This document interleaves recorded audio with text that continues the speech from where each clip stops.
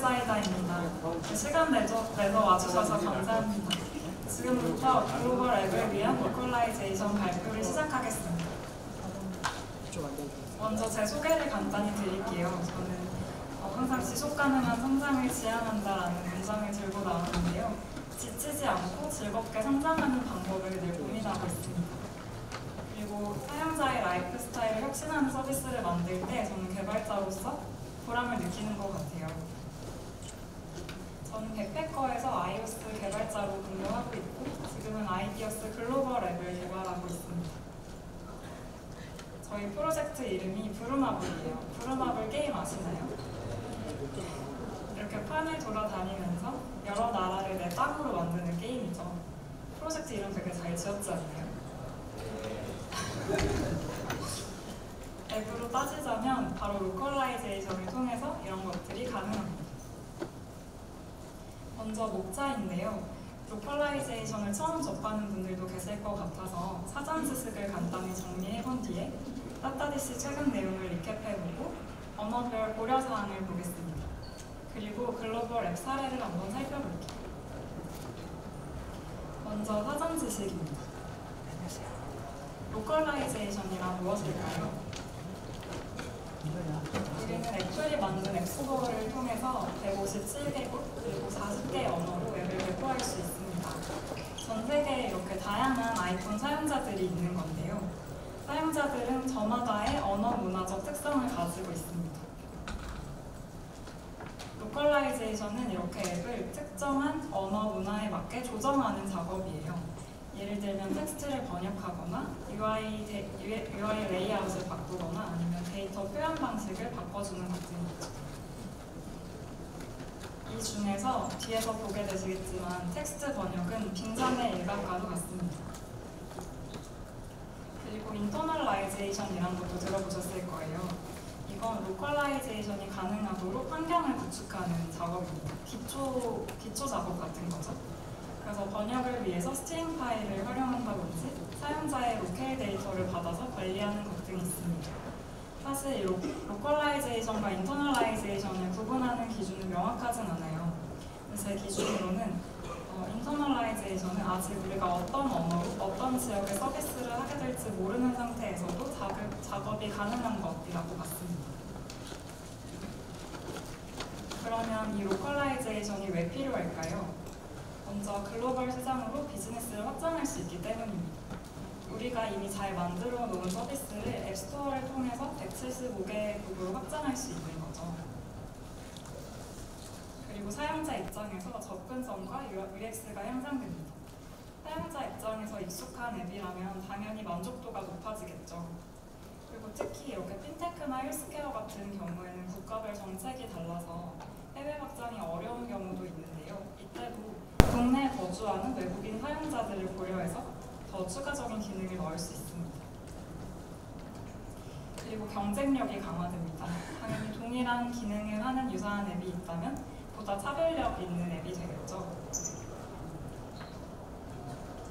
그럼 다음으로 로컬라이제이션과 관련된 3개 개념을 보겠습니다.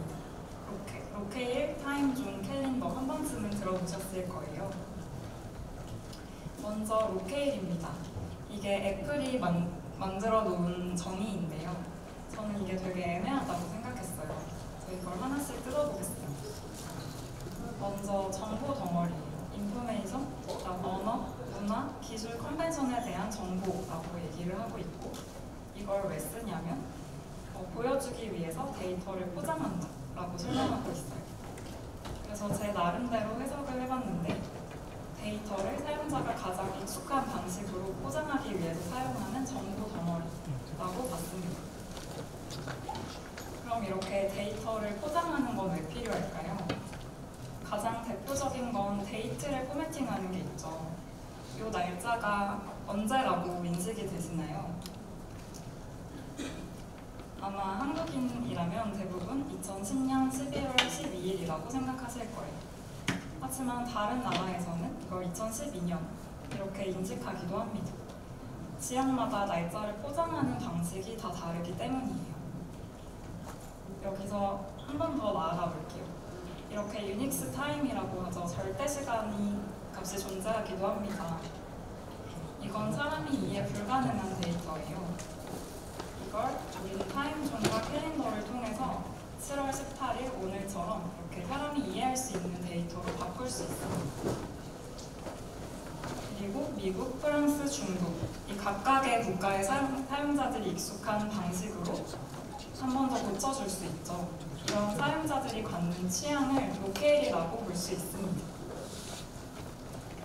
그래서 여기 앉아 계신 개발자분들은 이제 궁금하시겠죠. 그래서 로케일 값을 프린트로 찍으면 뭐가 나올까? 한번 찍어보겠습니다. 로케일 커런트 아이덴티파이어를 찍으면 이렇게 enus kokR이라는 값이 나오는데요. 이게 로케일 아이디가 랭귀지 코드와 리전 코드로 구성된다는 걸 알 수 있습니다. 만약 랭귀지는 영어로 하고 리전은 한국어로 한다면 이렇게 enkr이라는 값이 되는 거죠.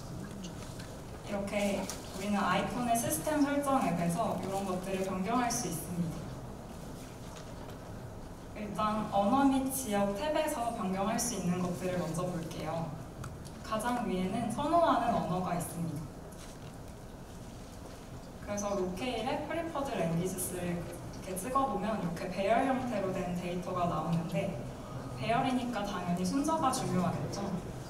애플은 이 배열 중에서 가장 첫 번째에 있는 것이 사용자가 가장 익숙한 언어라고 인식을 하게 됩니다. 그래서 우리가 앱을 개발하는 과정에서 사용자가 익숙한 언어를 뽑아내려면 이런 아래와 같은 코드를 활용하게 돼요. 프리퍼드 랭귀지의 퍼스트에 접근해서 그걸 로케일 아이디에 넣어서 랭귀지 코드를 뽑아냅니다. 여기서 한 가지 주의할 점이 있어요. 아까 봤듯이 로케일 커런트에도 랭귀지 코드가 있었잖아요. 이 경우에는 사용자가 선호하는 언어가 한국어더라도 한국어가 나오지 않을 수 있습니다.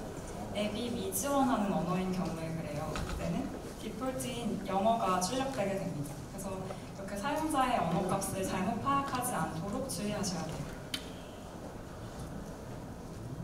그 다음 밑에 있는 다른 값들도 볼게요.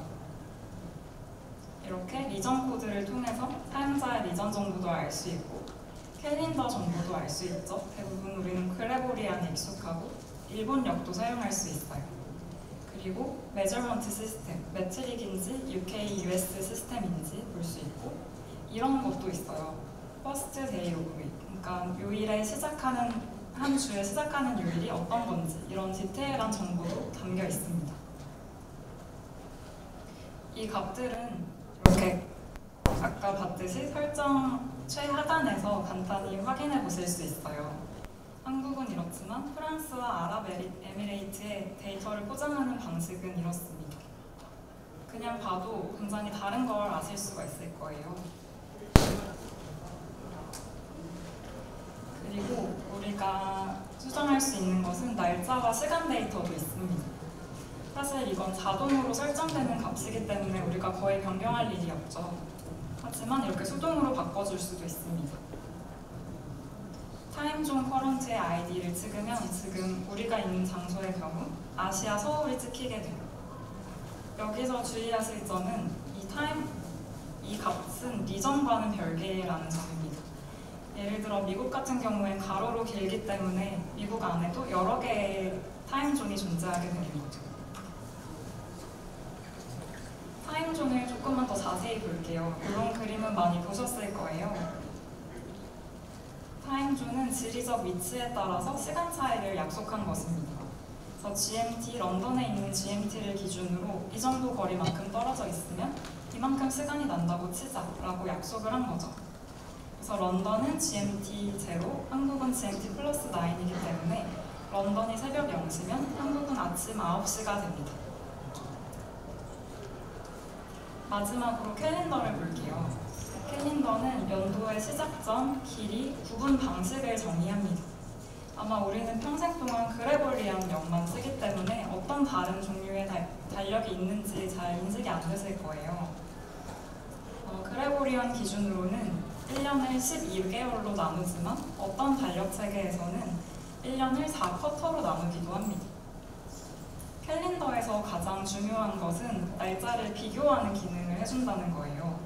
예를 들어 2022년에 마지막 날 23시가 있고 2023년에 첫째 날 0시가 있다고 볼게요.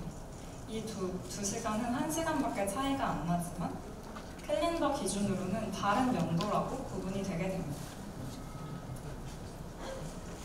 그리고 캘린더에 대해서 아마 공식 문서에 찾아보셨다면 달력 종류가 굉장히 많다는 걸 아실 수 있을 거예요.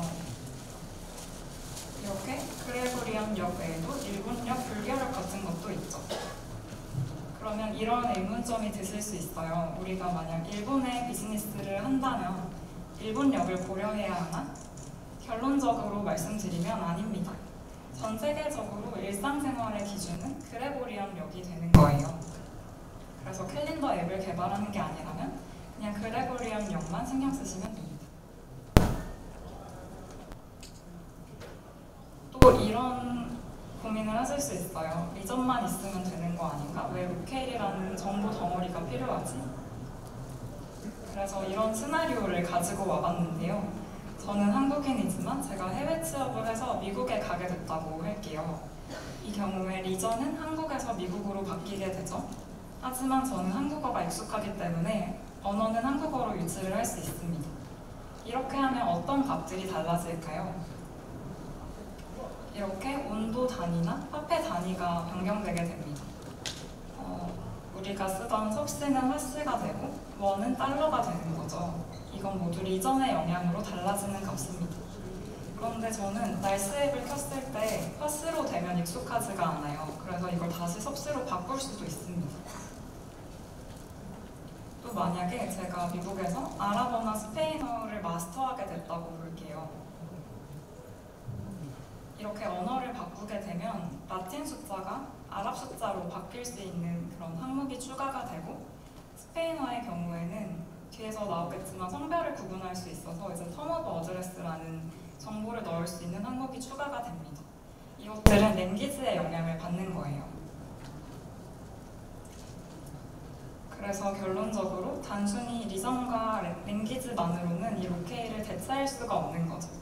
날짜 표현 방식이나 숫자 체계, 온도, 화폐 단위 같은 이런 것들이 리전이나 랭귀지를 세팅했을 때 디폴트로 주어지기는 하고 그래서 우리 개발자들이 모든 값들을 일일이 넣어줄 필요가 없어서 편리하게 되는 거죠. 하지만 사용자가 본인이 원하는 값을 조정할 수 있습니다. 그래서 우리는 이 다양한 값들을 모두 묶어서 로케일이라고 부르게 된 거예요. 이제 따따디시 리캡한 내용을 보겠습니다. 먼저 스트링 로컬라이즈드예요. 기존의 복습을 위해서 우리가 기존에 어떤 방법을 써왔는지 한번 볼게요. 아마 대부분 이 NS 로컬라이즈드 스트링 그리고 스트링 포맷 이런 걸 활용하셨을 거예요. 그래서 프로덕트 카운트 같은 숫자 값을 외부에서 받게 되면 %d 형태로 이렇게 포맷 스페시파이어를 써서 그 문자열을 나타내게 되죠. 그리고 이 문자열을 스트링 파일에서 이렇게 키와 밸류 타입으로 관리를 하셨을 거예요. 만약 번역가와 협업을 한다면 이 엑스코드에서 익스포트 로컬라이제이션을 통해서 파일을 추출하고 번역한 것을 다시 임포트하는 과정도 경험해 보셨을 겁니다. 이제 애플이 권장하는 3가지 방법을 소개해 드릴게요. 스트링 로컬라이즈드, 어트리뷰티드 스트링 로컬라이즈드, 그리고 텍스트 UI, 스위프트 UI의 텍스트 뷰입니다. 이때 키 값으로 스트링 리터럴이 바로 주입이 되게 돼요. 이 3가지 방법을 쓰면 어떤 장점이 있을까요? 바로 컴파일러가 문자열을 자동으로 추출해 줍니다. 사실 우리가 아까 봤듯이 키와 밸류 값을 직접 관리하다 보면 문자열이 누락되기도 하잖아요. 이제 그런 위험이 많이 줄어듭니다. 그리고 문자열 보관법을 사용할 수 있어요. 또 이때 포맷 스페시파이어 타입이 자동으로 추론이 됩니다. 우리가 기존 방법으로는 그냥 다른 타입이 들어가는 경우에 사용자에게 완전히 다른 데이터가 보여지게 되잖아요. 그런 위험성이 줄어들게 됩니다. 빌드 세팅에서 컴파일러가 이 문자를 추출할 건지 이 값만 바꿔주면 바로 사용해 보실 수 있어요. 익스포트, 임포트하는 과정을 한번 같이 보겠습니다. 먼저 엑스코드에서 익스포트 로컬라이제이션을 하면 이렇게 else 파일이 생성이 되죠. 그 파일을 열어보면 이렇게 스트링과 밸류 타입이 자동으로 들어있는 걸 보실 수 있을 거예요. 그래서 이건 스페인 파일인데 스페인어 번역가라면 이제 이 박스에다가 번역된 문장을 입력하기만 하면 되는 거죠. 그리고 번역이 끝나면 다시 로컬라이제이션에 임포트하면 됩니다. 그럼 이렇게 언어별로 스트링 파일이 생성이 되고 그 안에는 이렇게 밸류와 키 타입으로 문자열이 들어가게 됩니다. 그리고 이건 새로운 기술은 아니지만 스위프트 UI를 쓰시는 분들이 놓치시는 부분인 것 같아서 한번 가지고 와봤는데요. 예를 들어 이렇게 카드라는 커스텀 뷰가 있을 때 텍스트 뷰에 직접 스트링 리터럴이 주입되는 게 아니라 타이틀이나 서브 타이틀처럼 외부의 값을 변수로 가져오는 형태가 있죠. 이때는 이 타이틀이나 서브 타이틀을 로컬라이즈드 스트링 키 타입으로 지정을 해주셔야 합니다. 여기에서 스트링 타입을 쓰면 로컬라이즈가 자동으로 되지 않아요. 그래서 이 점은 주의를 하셔야 합니다. 또 수유와 관련해서 한 가지 말씀드리고 싶은 건 수유에서는 테스트가 굉장히 쉽다는 거예요. 이제 로컬라이제이션을 구현하다 보면 그 에딧 스킨을 활용해서 보통 테스트를 하게 되는데 그 과정이 굉장히 복잡합니다. 번거롭습니다. 그런데 수유에서는 이렇게 프리뷰를 통해서 뷰마다 로케이를 설정해 줄 수가 있어요. 그래서 이것도 한번 활용을 해보셨으면 좋겠습니다. 그 다음으로 스트링 카탈로그라는 게 새로 나왔어요. 이건 엑스코드 15부터 사용하실 수 있습니다.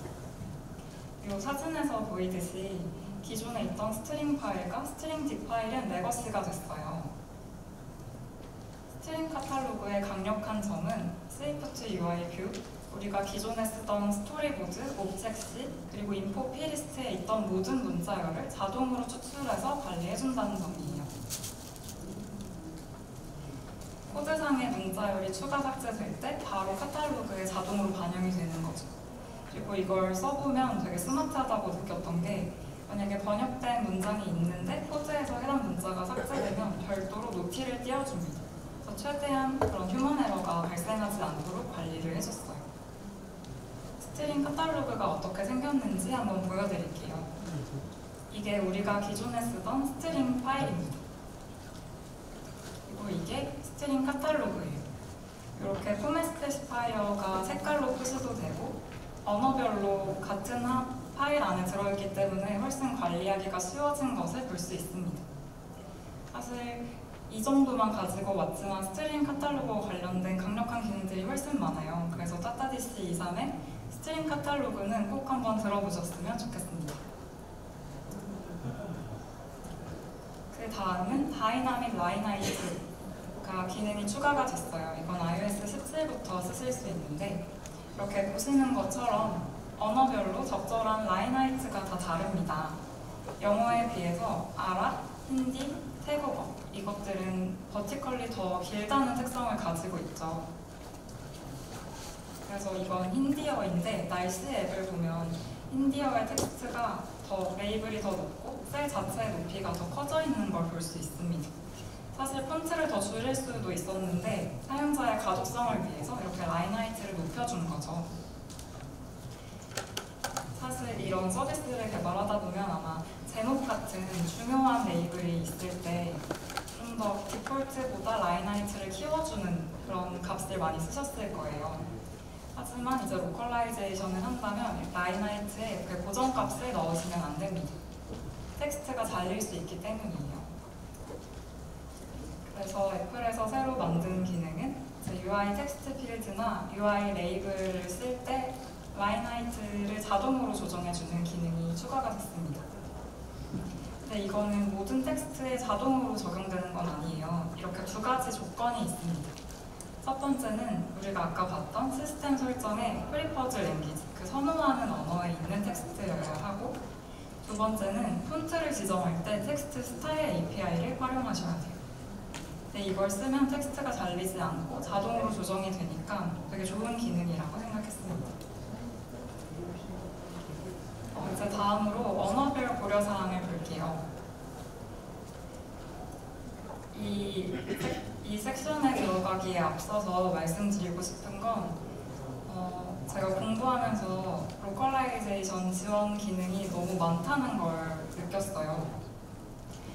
이 애플이 제공하는 기능이 왜 이렇게 많을까 고민했을 때 그만큼 언어별 문제 상황이 다양했기 때문이라고 생각했어요.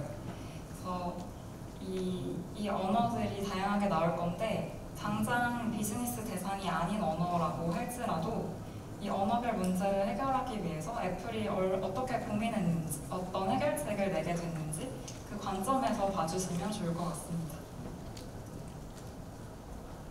먼저 이런 유럽 언어 같은 경우에는 라틴어 계열이기 때문에 영어와 굉장히 비슷하지만 문법적인 차이가 있어요. 예를 들어 북이라는 단어를 봤을 때 책 그리고 예약하다 모두 북이라는 동일한 단어를 쓰잖아요. 근데 프랑스어로는 이 두 단어가 다릅니다.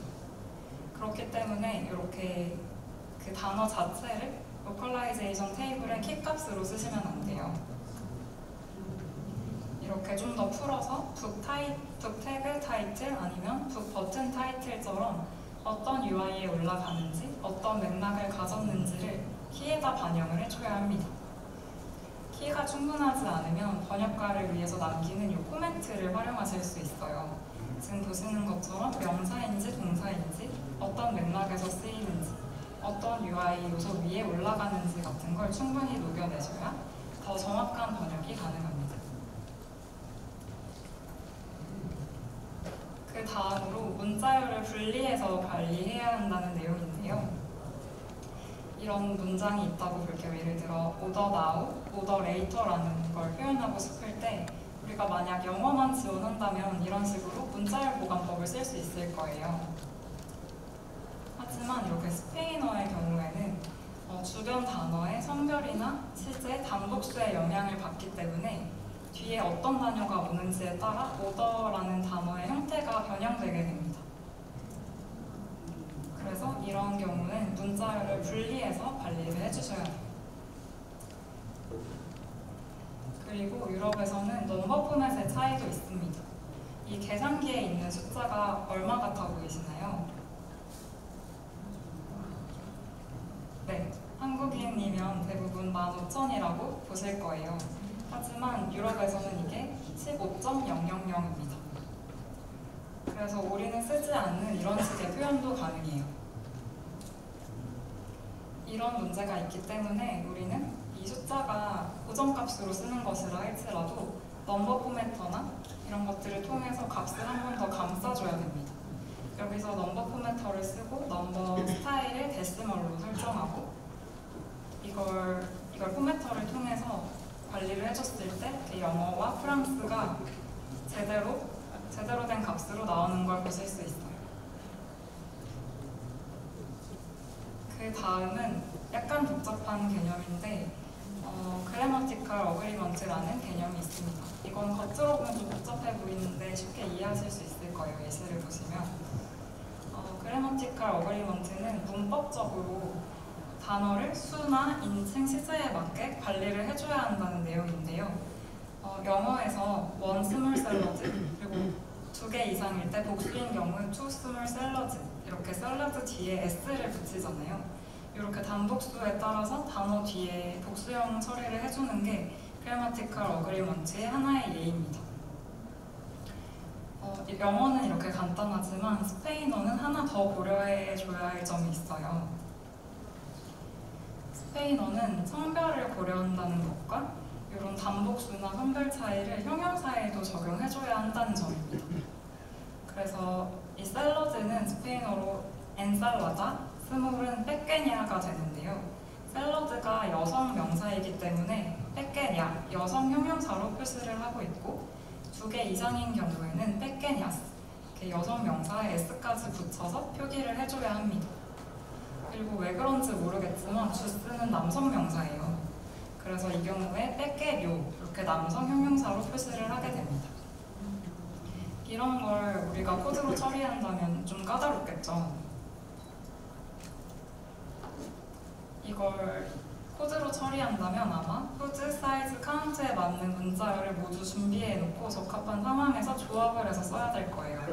이렇게 분기 처리를 많이 하게 되겠죠. 그리고 새로운 종류의 타입이 추가될 때마다 또 이 번거로운 작업을 더 해줘야 합니다. 그래서 한계가 있는 방법이죠. 그래서 애플에서는 이 오토매틱 그래머 어그리먼트 API를 개발했습니다. 이걸 통해서 이런 신텍스를 지켜주면 돼요. 꺽쇠를 넣고 대괄호 안에 바뀌는 문자들을 넣어주고 인플렉트를 true로 해주면 아까 있었던 그 복잡한 작업들을 한 번에 처리해줍니다.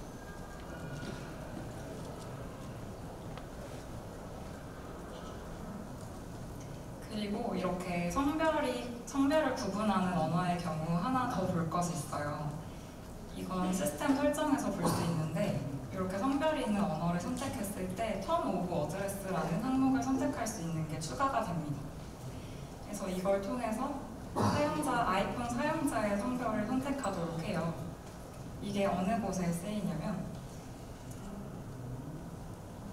이렇게 예를 들어 우리가 앱의 온보딩 화면에 웰컴이라는 문자열을 띄운다고 볼게요.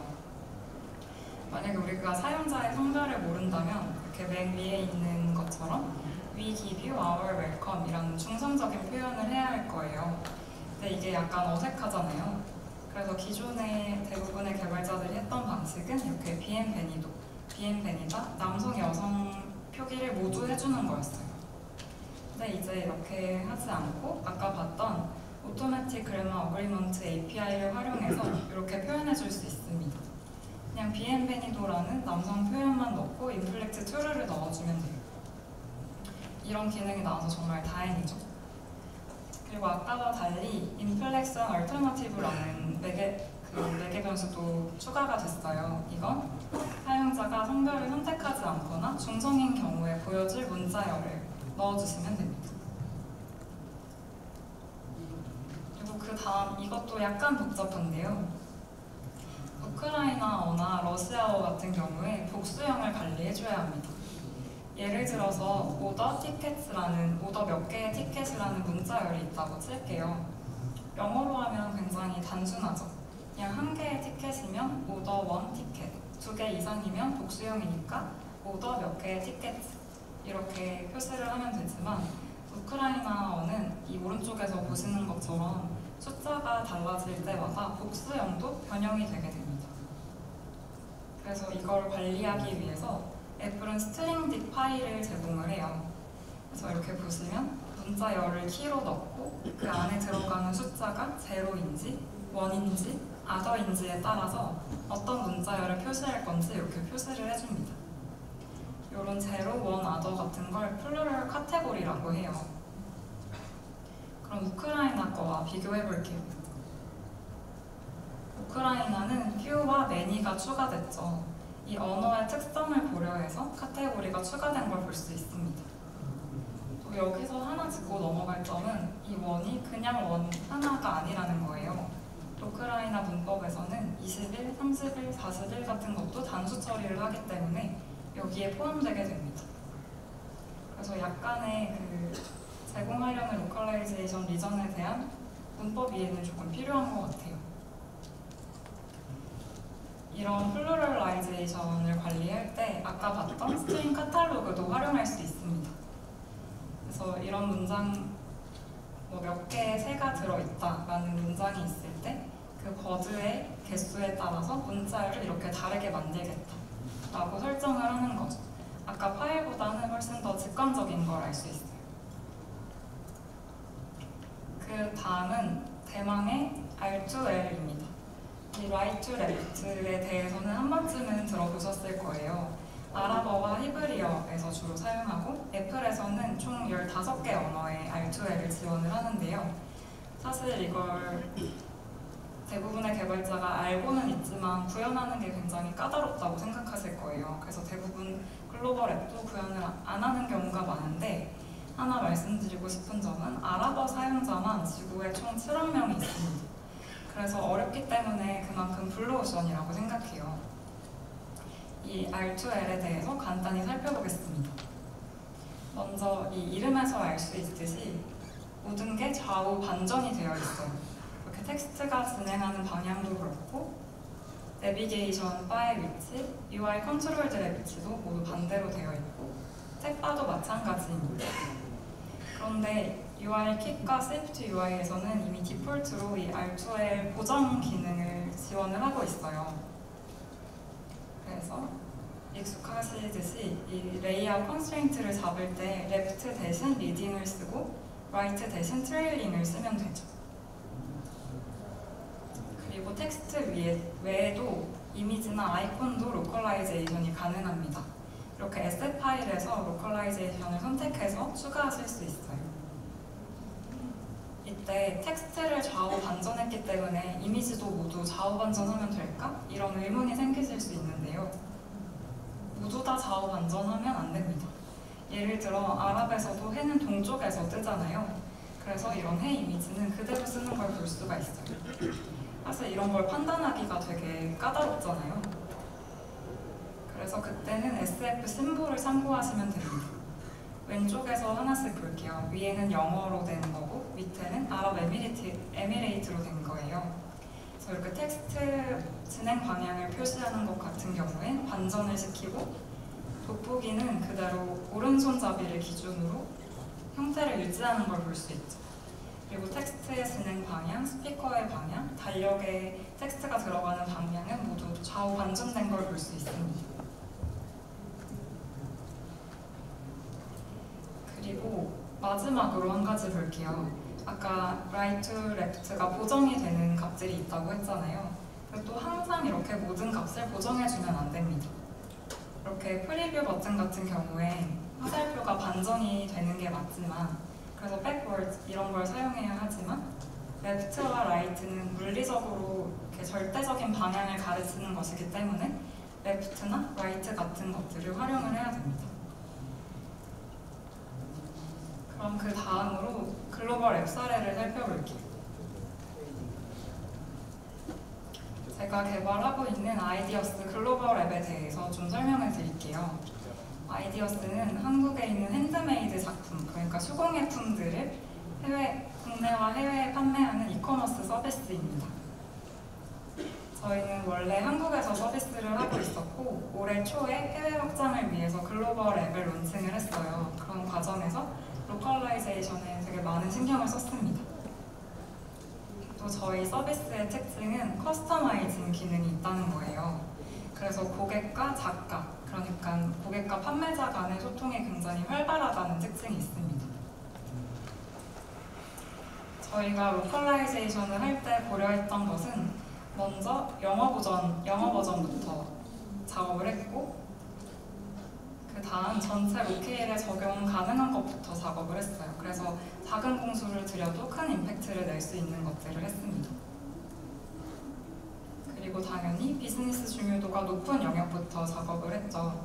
저희가 생각했던 MVP가 어떤 것들이었는지 보여드릴게요.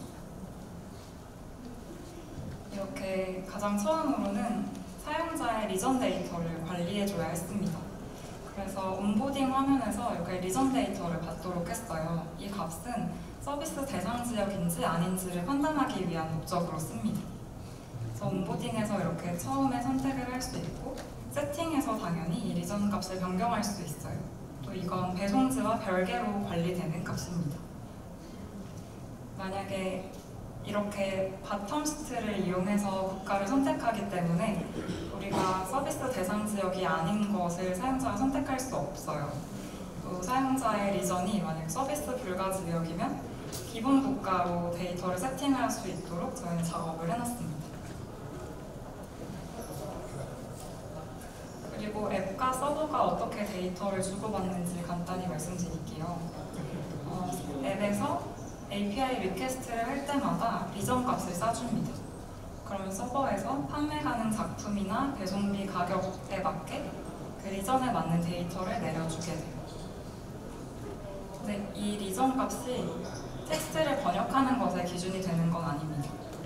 텍스트를 번역할 때는 사용자의 랭귀지 정보를 따로 받아서 처리하고 있어요.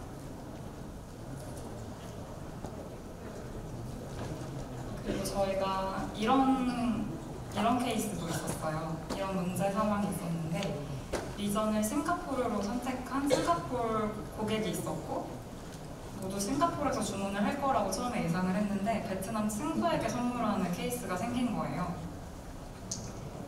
근데 이 리전이 싱가포르로 되어 있기 때문에 배송 가능 여부나 가격 같은 것들이 다 싱가포르 값으로 세팅이 되어 있겠죠. 그래서 카트에서 최종적으로 다시 한번 이렇게 배너를 띄워서 배송지를 바꿀 수 있게 했지만 사용자가 이걸 인지하지 못하고 넘겨버리는 경우도 있었어요. 그때는 이 카트 다음 체크아웃, 그러니까 결제를 하는 화면에서 shipping 어드레스, 배송지를 선택하게 하는데 그때 사용자의 기존 리전 정보가 배송지의 리전이 다르면 이렇게 노티를 띄워주도록 해서 문제를 해결했습니다. 이렇게 리전이 다르다, 그리고 배송비나 뭐 이런 확인 가능한 정보들이 달라질 수 있다라고 노티를 주는 거죠. 그 다음으로 저희는 서버 드리븐으로 리스트를 구성하거나 어트리뷰티드 텍스트를 만드는 그런 기능들을 도입을 했어요. 예를 들어 이건 배송지를 입력하는 화면인데 국가마다 필요한 배송지 정보가 다 다른 거예요. 예를 들어 미국은 이렇게 스테이트 코드가 필수였습니다. 그래서 서버에서 이렇게 스테이트가 required인지 받고 또 스테이트 코드가 어떤 옵션이 있는지 이 값들을 모두 받도록 했어요. 그리고 일본의 경우 주소를 영어로 쓰면 안 되고 일본어로만 써야 한다는 그런 룰이 있더라고요. 그래서 그렇기 때문에 이렇게 사용자가 일본어로 작성할 수 있게끔 타이틀을 조정을 해줬습니다. 그 다음은 이제 서버 드리븐 어트리뷰티드 텍스트인데요. 저희가 작업을 해보니 이런 배송비와 관련된 정보들 아니면 제작 이슈, 제작 기간이나 체계사항과 같은 경우에는 변경이 굉장히 잦았어요. 그래서 이런 경우에는 매번 앱스토어 심사를 거치면 배포가 느려지기 때문에 서버 드리븐으로 처리를 하게 됐습니다. 이건 예시인데요. 그 쇼핑 정보 같은 경우에 텍스트, 타입, 그러니까 볼드, 이탈릭, 스트라이크 같은 정보들 그리고 컬러 이런 것들을 받아서 이 서버의 값으로 레이블을 그리도록 해줬어요. 그리고 저희는 한국의 고객들이 남긴 이 리뷰를 해외 사용자들도 볼 수 있도록 번역을 했습니다. 이게 자동 번역이기 때문에 약간 번역이 어색할 수가 있어요. 그 때문에 이렇게 자동 번역된 건 아이콘을 띄워서 이렇게 인지를 시켜줬습니다. 지금은 영어로만 번역을 보여주는데 이제 사용자의 그 프리퍼드 랭귀지에 따라서 번역이 되도록 하는 작업을 진행하고 있어요. 그 다음 저희는 채팅을 실시간으로 번역하는 기능을 제공합니다. 아까 말씀드렸듯이 아이디어스는 커스터마이징을 위해서 사용자가 이렇게 이미지나 텍스트를 보낼 수 있는 기능이 필요했어요.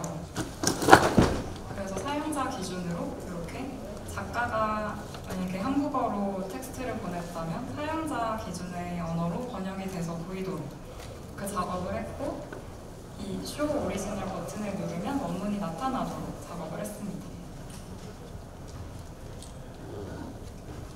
그리고 저희는 포매터를 적극적으로 활용을 했어요. 이렇게 예를 들어 메시지 목록 화면이 있을 때 이제 날짜나 시간 정보를 보여줘야 하는 기능이 있었어요. 보통 서버에서는 이런 걸 타임스탬프로 관리를 하죠. 그래서 이렇게 내려온 값을 사용자의 타임존에 맞게 환산을 해주고 또 이 최근 메시지와 현재 시점을 비교해서 수신 당일날 받은 건 이렇게 시간만 표시하고 당일이 지나면 월, 일을 표시하는 방식으로 카톡과 비슷하게 구성을 했습니다. 그걸 좀 더 자세히 보면 지금은 영어로 고정시키기 위해서 이렇게 로케일 값을 enus로 지정을 해놨고 이 로케일을 커런트로 바꾸게 되면 그 사용자의 정보에 맞는 값이 이제 잘 들어가게 되는 거죠. 그래서 이건 적은 공수로도 다양한 사용자들의 편의를 개선할 수 있기 때문에 좋은 방법인 것 같아요. 여기서 또 하나 소개시켜드리고 싶은 건 이제 데이터 포맷 대신 포매티드라는 메서드를 활용하는 방법이에요. 이건 iOS 15부터 가능한 기능인데 데이터 포매터를 쓰면 이렇게 데이터 포맷을 이런 식으로 문자열로 규칙을 맞게 써줘야 했는데 이제는 이 데이터 포맷이 전혀 필요가 없습니다. 그냥 데이트 뒤에다가 포매티드 메서드를 써주면 이렇게 year, day, month 이렇게 보다 가독성 있게 직관적으로 그 데이터를 포맷할 수 있어요. 또 이 경우에는 자동 완성이 되기 때문에 더 빠르게 작업할 수 있습니다. 또 넘버 포매팅도 굉장히 중요해요. 이건 저도 처음 알게 된 사실인데 아랍어를 사용하면 우리가 쓰는 아라비아 숫자가 아니라 아랍 숫자를 써야 합니다. 그래서 이렇게 오른쪽에 보시는 것처럼 R2L 랭귀지 안에서도 다 달라요. 가장 오른쪽이 아랍어인데 그 1, 2, 3 숫자도 다르고 마이너스나 퍼센트를 쓰는 기호의 위치도 다른 걸 알 수 있습니다. 그런데 아랍어를 지원하지 않는다고 해서 이 기능을 포기할 수 있는 게 아니에요. 그럼 튀르키예어처럼 L2R 언어인 경우에도 퍼센트 위치가 바뀌는 경우들이 있습니다. 그래서 반드시 이제 스트링 포맷을 쓰면 안 되고 스트링 고정값이라도 스트링 리터럴을 쓰면 안 되고 대신 스트링 로컬라이즈드와 문자열 보관법을 활용하셔야 돼요. 예를 들면 이런 겁니다. 할인율이 있다고 할게요. 이 할인율 값을 변수로 받고 이렇게 할인율에 아까 봤던 포매티드 메서드를 써서 퍼센트로 포맷을 해주는 거죠. 그럼 이렇게 25%, 퍼센트 25, 각 OK에 맞는 값을 보여줄 수 있습니다. 그리고 참고로 수유 같은 경우에 텍스트 뷰에 자동으로 이 포맷을 하는 매개 변수가 있어서 쉽게 지정을 하실 수 있어요. 또 프라이스 같은 경우에도 사용자의 로케일의 커런시 값을 따와서 이렇게 프라이스를 포매팅 해줄 수도 있습니다. 그리고 다른 글로벌 앱 사례를 하나씩 볼게요. 일단 에어비앤비는 right to left가 굉장히 완벽하게 처리가 되어 있는 걸 볼 수 있었어요. 내비게이션 바의 방향과 UI 컨트롤들의 위치들 이렇게 잘 되어 있었고 그런데 아랍어 숫자 책에는 생략을 한 걸 볼 수 있었습니다. 그리고 그 유럽 언어에서 봤듯이 데시멀 세퍼레이터, 그 넘버 포매팅이 다르게 됐던 것들도 잘 반영이 되어 있었고 그런데 그런 스페인어 같은 데서 봤던 성별 구분은 생략을 하고 있었어요. 텀 오브 어드레스를 여성형으로 바꾸더라도 이렇게 남성형으로 보여주고 있었습니다. 이런 건 참고하시면 좋을 것 같아요. 그리고 페이스북 같은 경우에 플러럴라이제이션을 완벽하게 구현을 하고 있었어요. 그리고 레프트, 라이트도 잘 구현이 되어 있었고 숫자 책에는 일부만 반영이 되어 있었습니다. 그래서 이렇게 여러 앱을 보시면 아시겠지만 다들 우선순위를 나눈 걸 알 수 있었어요. 그 다음은 인스타그램이었는데 간소화된 플로럴라이제이션을 구현했어요. 요거는 좀 같이 살펴볼 만했던 게 아까처럼 458 커멘트로 했으면 우크라이나어로 이 코멘트의 복수형을 모두 바꿔줘야 했잖아요. 그런데 좀 똑똑하게 view or comment 하고 숫자를 바로 안에 숨겨서 이런 작업을 생략했습니다. 저는 이게 봉수를 줄이는 되게 좋은 방법인 것 같아요. 그리고 레이아웃 조정 같은 것도 좀 간소화시켰습니다. 이렇게 스페인어도 그렇고 일본어도 사용하면 텍스트가 길어지는 특성이 있는데 길어지는 경우에 폰트 크기를 줄인 걸 볼 수 있었어요. 근데 사실 이 방법을 우리는 많이 쓰진 않잖아요. 왜냐면 디자인 통일성을 해쳐서 안 예쁘니까요. 그래서 이때는 보통 여기 예시랑은 좀 다를 수 있지만 버튼이 4개라면 아래 위로 2개 쓰기 이렇게 배치하는 방법을 많이 쓰죠. 그럴 때는 오토 리사이징 스택뷰를 많이 활용합니다. 그래서 이 위스의 조건에 따라서 스택뷰의 엑시스를 호라이즌탈에서 버티컬로 바꿔주는 걸 많이 써요. 그래서 이런 코드도 참고해 보시면 좋겠습니다. 그리고 국내에 있는 글로벌 앱 같은 경우에 번역되던 텍스트의 우선순위를 나눴다는 걸 알 수 있었어요. 그래서 탭바나 타이틀 텍스트 그리고 유저의 액션이 들어가는 것들은 번역을 하고 그렇지 않은 것들은 남겨놓는 식으로 우선순위를 구분했습니다. 그리고 카카오톡도 번역 기능을 제공하더라고요. 그래서 버블을 롱프레스하면 그 트랜슬레이션이 되고 도착어도 여러 개로 설정할 수 있었습니다. 이렇게 랩업을 해볼게요. 저희 먼저 로케일과 캘린더 타임존에 관한 그런 사전식들을 정리를 해봤고 파타디스에서 추가된 기능들을 한번 살펴봤어요. 그리고 세 번째로는 이렇게 언어별로 고려할 것들을 살펴봤습니다. 이게 굉장히 많죠. 제가 발표 부제를 번역은 시작일 뿐이라고 했었는데 그 이유를 이제 이해하실 것 같아요. 그래서 이걸 처음에 보면 좀 포기하고 싶다 이런 생각이 들기도 해요. 하지만 애플이 많은 기능들을 만들어서 우리를 도와주고 있습니다. 그래서 제가 보여드렸던 글로벌 앱 사례처럼 우리 서비스에 맞는 MVP를 파악해보고 유저 데이터를 어떻게 관리할지, 포매터를 어떻게 적극적으로 도입해볼지, 또 번역 대상은 어떻게 우선순위를 나눠볼지 이런 것들을 고려하셔서 하나씩 적용을 해보셨으면 좋겠습니다.